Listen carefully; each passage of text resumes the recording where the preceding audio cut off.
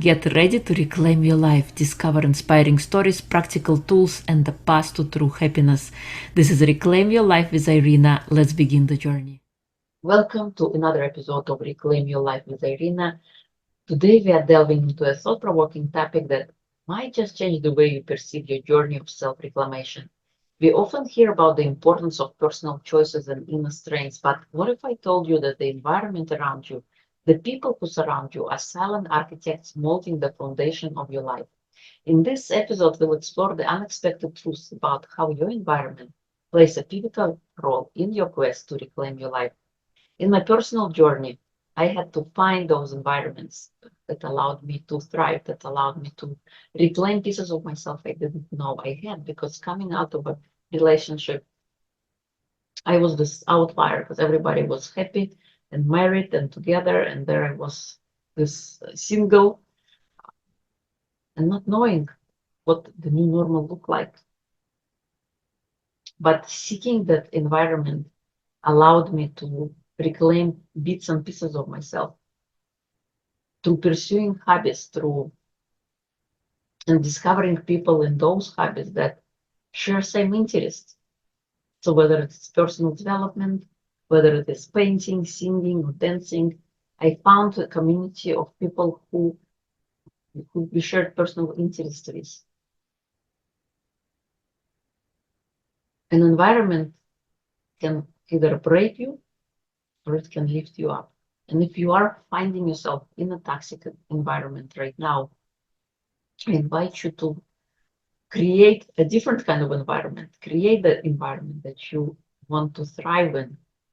Find people in your life who see the best in you, people who see more in you than you see in yourself currently, because then you would be able to reclaim your life. Because the environment plays a pivotal role in how you see yourself. Because as they say, we are the sum product of 5 people we surround ourselves with.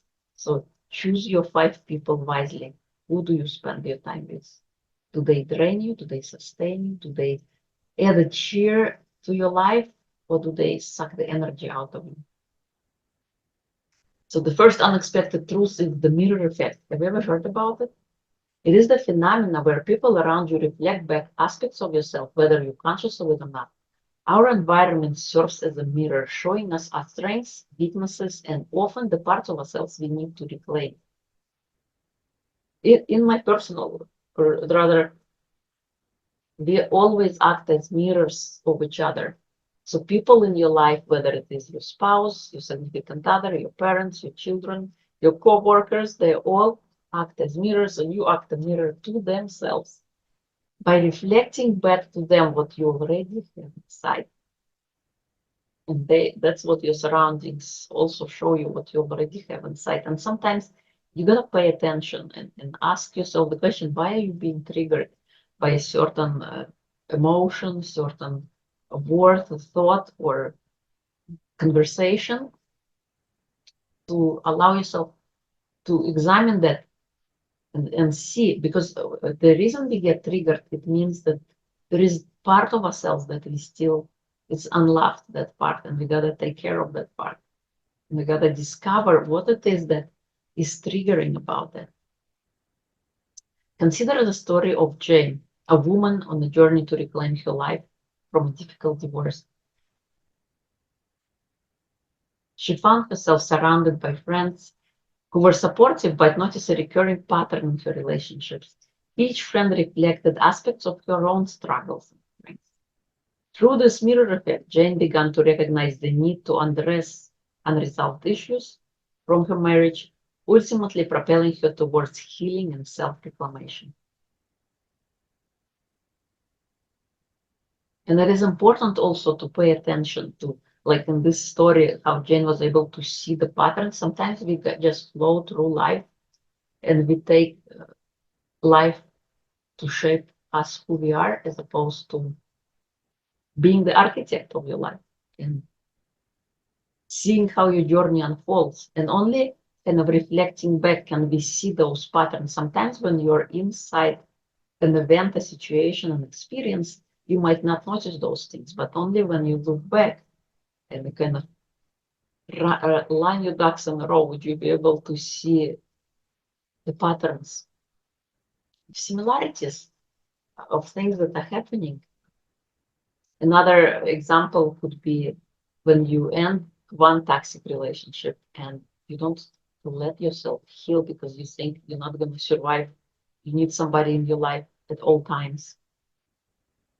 You might find yourself finding a similar kind of partner as you just the one that relationship didn't work out with, because there is still a part of yourself that has not healed.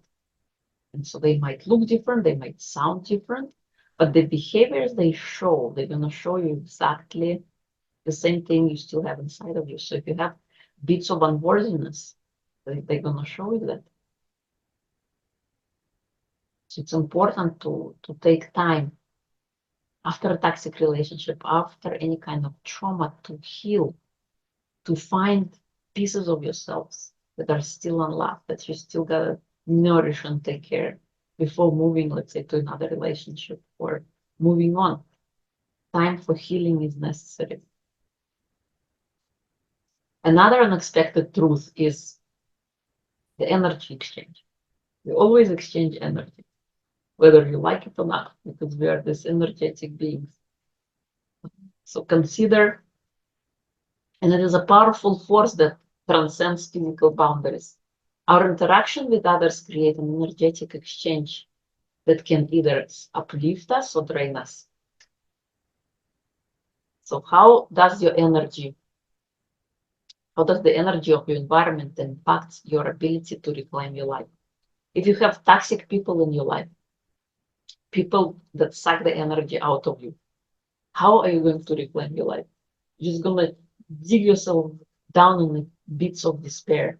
If there are people in your life who reminded you of your past, of your mistakes, of the things that haven't gone well, I mean, it's all well and good, and they have good intentions for you not to repeat the same mistakes, but we cannot change our past. We gotta always remember that. And we can only change our future. But if we keep reminding ourselves of the past, of the mistakes, of the failures, of the troubles, we just keep ourselves stuck, not allowing ourselves to move forward. Because believe it or not, whether you like it or not, your mind is always listening to what's coming out of your mouth. And essentially what will happen if you have toxic environment in which you presently find yourself in, those remarks, those conversations, first it's somebody else talking to you, then the more you hear about it, you start speaking the same language. Because that energy exchange that is occurring, and then you start speaking that, and your mind is listening. It doesn't know any different whether something is good or bad. It takes everything as is. It takes everything as for granted, literally. So you got to be mindful. What do you allow in? What kind of environment do you allow to influence your life? And what do you want to create in the future? Do you want to recreate the same story of your past, or do you want to create something different for yourself? And the only way to do so, not only way, but one of the components of doing so is creating the environment which supports you, which adds energy to you, which lifts you up. Consider this story for a change. Imagine Alex, a young professional working in a toxic work environment. The constant negativity and competitiveness drains his energy, hindering personal growth. However, after joining a collaborative and uplifting team, Alex experienced a positive energy exchange. Surrounded by colleagues who valued teamwork and personal development, he found himself more motivated and empowered, significantly impacting his ability to reclaim control over his professional life. A story from my personal life. As I embarked on a journey of personal development and growth, the environments of masterminds of Brandon Bouchard and Dean Graziosi and Mind Valley communities were all about learning, about personal growth and experience.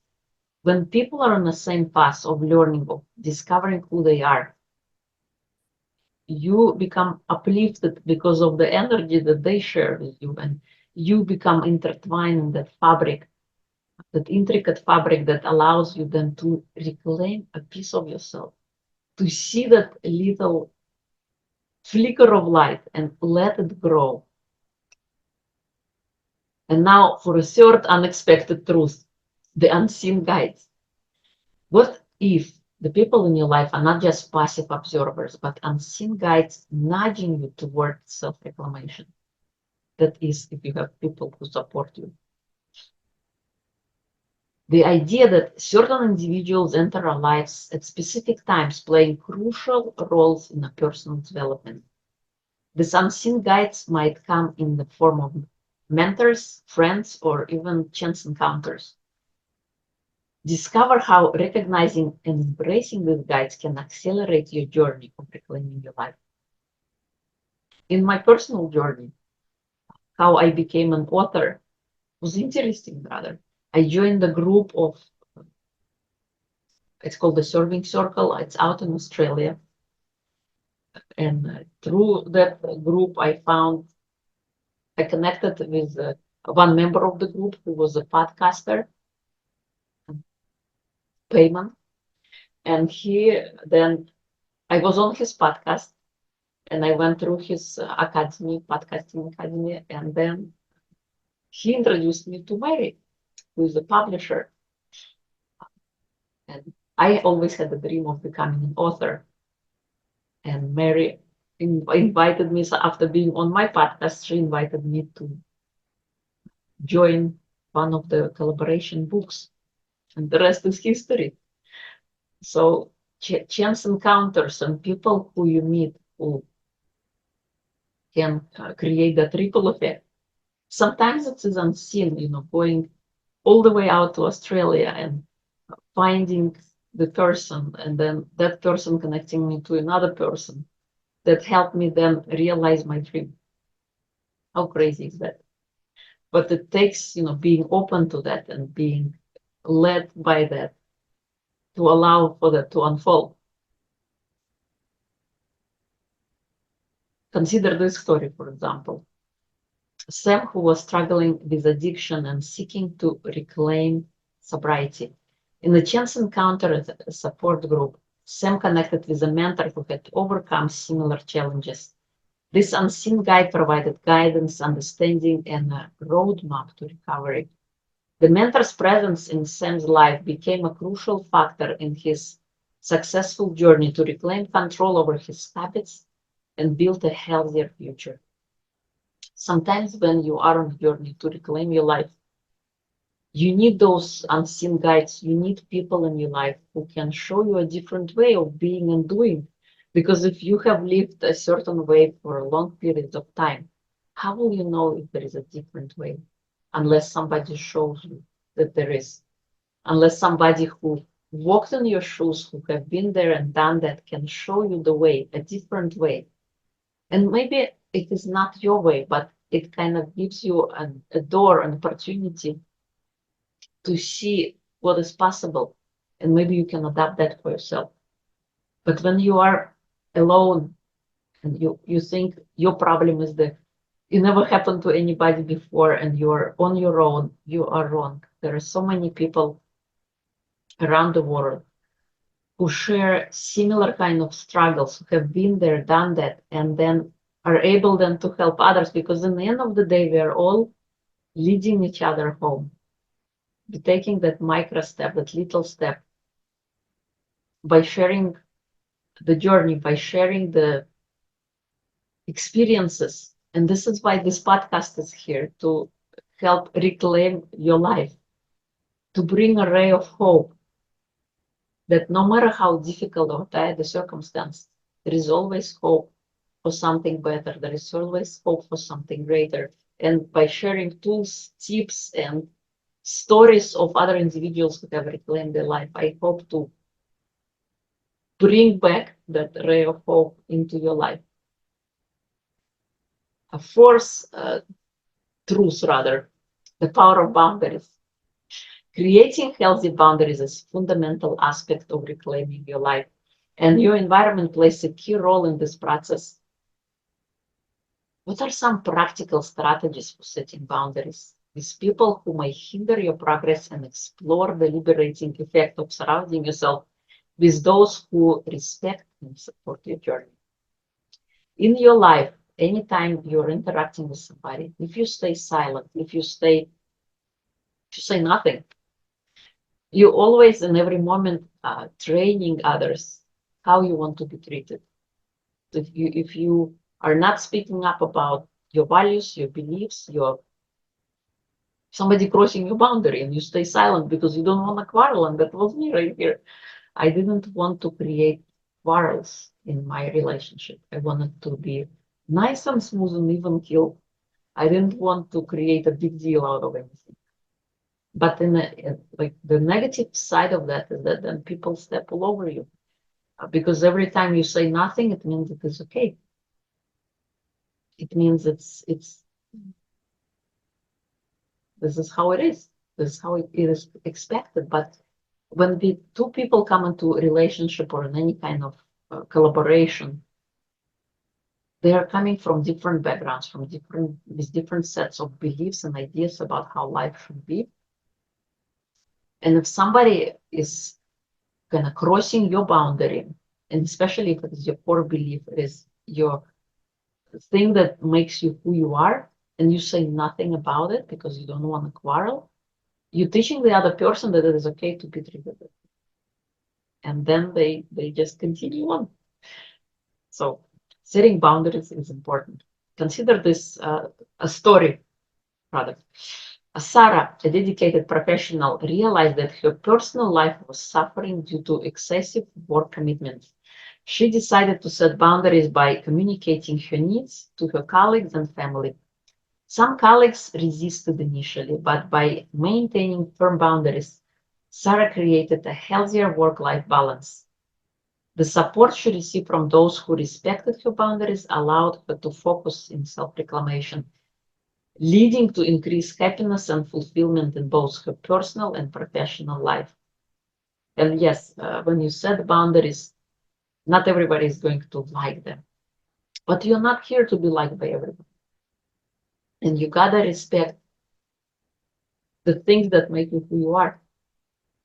Otherwise, people walk all over you and expect you to do stuff for them. But you gotta respect yourself as well.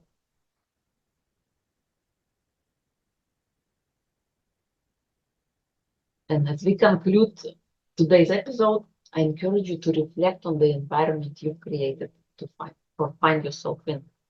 Recognize the silent architects shaping your life. Consider how intentional changes in your surroundings can empower your quest to reclaim your life. Remember, the unexpected truth might just be that the people around you are not mere spectators, but active participants in your journey of self-discovery and transformation. Whether you like it or not, you are affected by the environment you are in. You know, that whole discussion on nurture versus nature.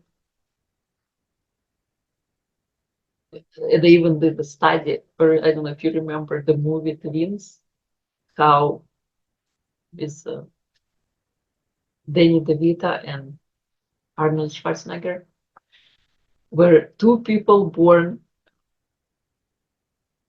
but then what happened, and they're twins, supposedly. But one was raised in an environment of support and education and all the best values in the world, and how he turned out to be. His health, his physical, emotional, mental, spiritual health, and his ideas about life, versus the other one who grew up, who was given away and grew up in a foster care system. So twins, and how, and as adults, when they meet, they show a lot of similar behaviors, but their upbringing and their environment, and once they have grown, how it molded in who they have become. So your environment plays a pivotal role in your journey to reclaim your life. And I believe that is one of the silent aspects that you might not think about, but yet takes a profound effect on who you are becoming. So if you have people who are not supporting you, they may support you in one area, but if they, let's say, drain your energy in the process, you gotta question yourself: is it worth it? Are they there with you to support you and lift you up, or do they just want you to be the same? Because oftentimes, when you're trying to make a change, when you're trying to do something different, the people who you've been with for the longest time only see you as that older version, and they don't want you to change because change is difficult, change is unexpected. You don't know what to expect from that person, and that kind of fears them. They don't want you to change. They want you to be the same. They want you to continue being the person you were. But if you no longer feel connected to that person, if you want to create a different version of you, you gotta create the environment that supports you. Just like a plant wouldn't grow without sufficient water, sufficient sun, and good soil, you would not be able to change if you stay in the environment, and especially if it is toxic, especially if it wants you to be the same who you were, you would not be able to unburden yourself and become somebody else unless you create an environment that supports you, that lifts you up. Find people who believe and see more in you than you see in yourself. Then your journey of reclaiming your life will become easier. Thank you so much for joining me today, for listening. And if you enjoy this kind of content, be sure to hit the subscribe so you don't miss another episode on how you can reclaim your life. This podcast is here to bring back hope and to share the tools that you can use in your life to reclaim your life. Until next time.